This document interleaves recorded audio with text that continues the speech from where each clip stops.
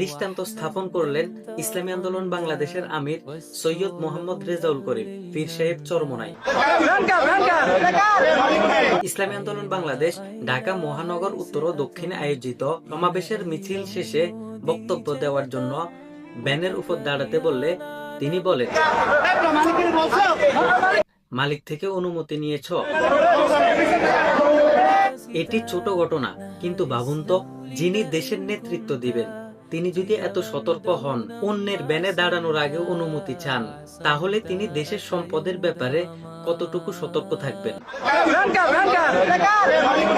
আজকের নেতারা কেমন?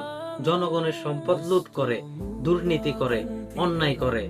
অথচ সৈয়দ মোহাম্মদ রেজাউল করিম এমন একজন নেতা যিনি অন্যের ব্যানে দাঁড়াতে চান না অনুমতি ছাড়া।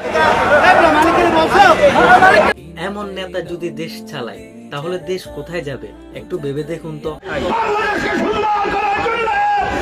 তাহলে দেশের সম্পদ নিরাপদ থাকবে, মানুষের অধিকার রক্ষা হবে, ন্যায় প্রতিষ্ঠা হবে।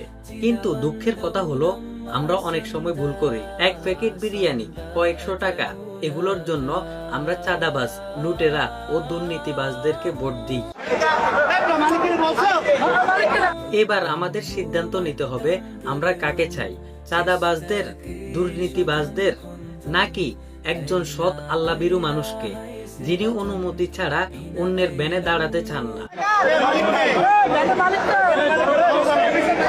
যিনি অন্যের ব্যানে দাঁড়ানোর আগে অনুমতির কথা বলেন?